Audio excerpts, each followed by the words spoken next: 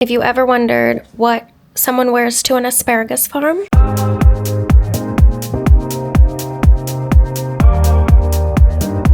although I'm bringing my boots so I can change when I get there because I have these like waterproof boots that I've been wearing probably for like 12 years now, and they're amazing, but the Converse will be coming off. But puffy jacket, turtleneck. These jeans are so good because they're so stretchy and comfortable. So if you're picking asparagus, got some nice give there, stretchy in the waist. I've done my hair, I put on some makeup, and yeah, come behind the scenes with me today. We're heading to Kent, and I'm gonna go get the train from Ramsgate at Victoria Station now, so we better go. Just quickly, laptop, camera, lenses, charging, hairbrush, blah blah blah, all that stuff is in here.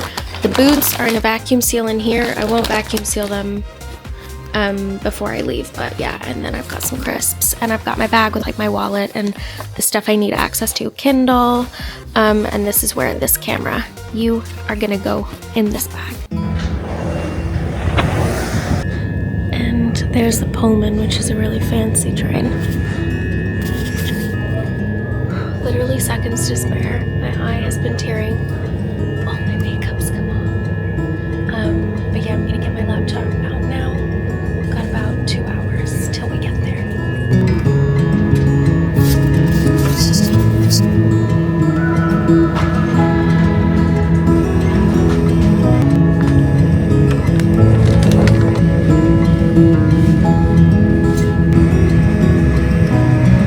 I've got about an hour left. We're gonna be in Whitstable soon. Actually quite pretty outside on this side. It's like fields of rapeseed, so it's very bright yellow, but you can't see right now. Oh, little glimpses. But yeah, I am sleepy now. I did about an hour of editing and decided to take a little break and have a rest. Oh wow, look at this now.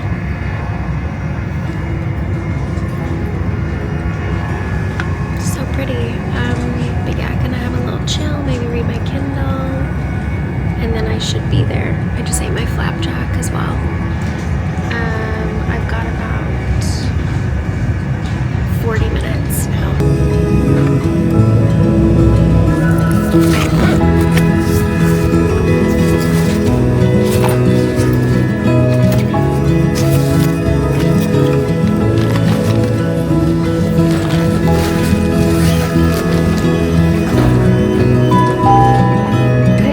Ramsgate. This train terminates here.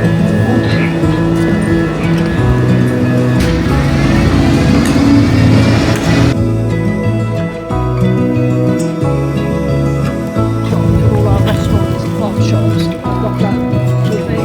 They got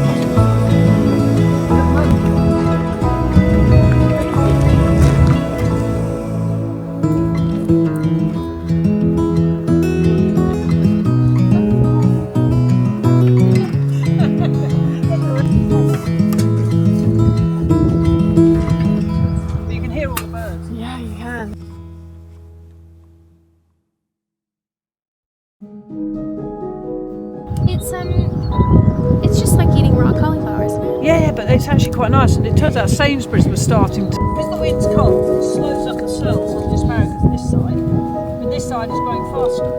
So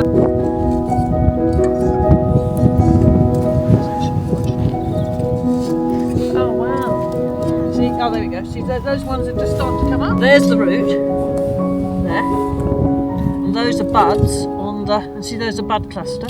So you know abroad they all like white asparagus. It stays white because you can see all the buds that are down there. You know, those happen.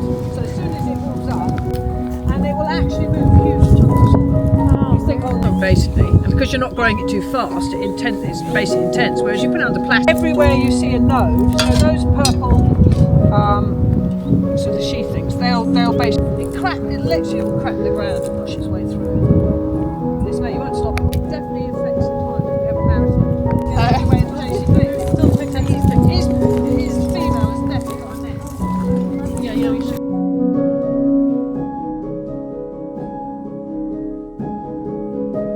1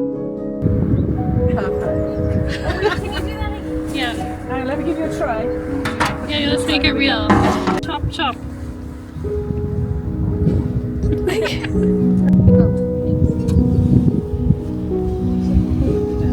Yeah.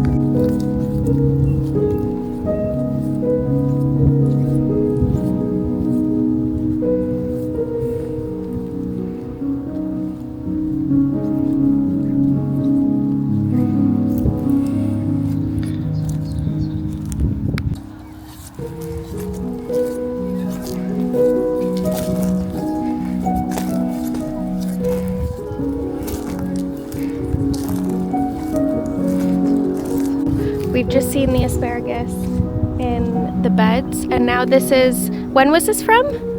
We chopped this up last year. Oh, okay. And now, Last year, and it's refusing to go. and now it's all oats, right? Yeah, field of oats now. Field of oats, but the asparagus are still poking through. They're strong guys. Yeah, determined, aren't they? Oh, and this one's got the branches. Oh, has it? Yeah, it started to form. So that's where you would see leaves of asparagus, and that's where they creates the sugars. Not on camera though. Okay, fine. Yeah, but hang on a minute. What are you going to ask for us? No, it's nothing weird. What's your favorite way to have asparagus? Yeah, I said actually with like a puff pastry tart. So with sun-dried tomatoes and like mozzarella cheese or a cheese, so that you can have it hot or cold. You don't then get this, if you freeze it, so you're not going to eat it, you don't get the ice crystals. Because a friend has made it with just asparagus without potatoes. And you get such huge ice crystals that it just doesn't keep. It goes all right. If you do it that way, it's really creamy. And you've got the potato and like all the structure together. It's delicious. Yum. Really nice. I make batters on it because asparagus is only here, isn't it, till the end of June? so true. I don't want to eat soup in the summer. Yeah. I was wondering what you do with your fillets.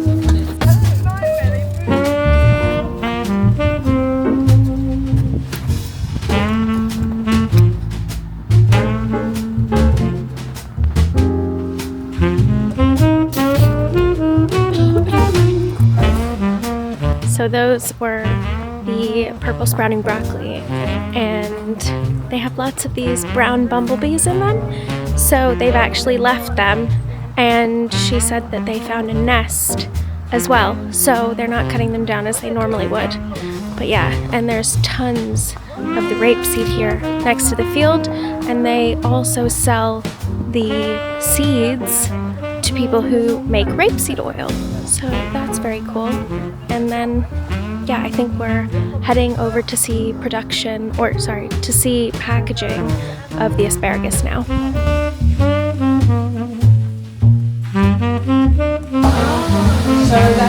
So here's the shop. And then this is where they do the packaging.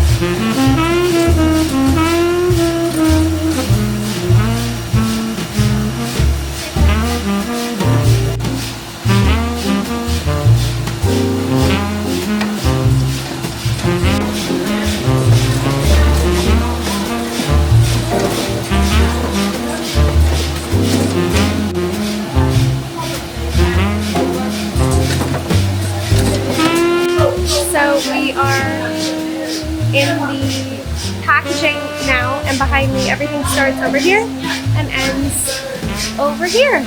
So yeah, we just saw how the asparagus get processed and packaged, and now they'll get sent off to restaurants and yeah, to the farm shops here.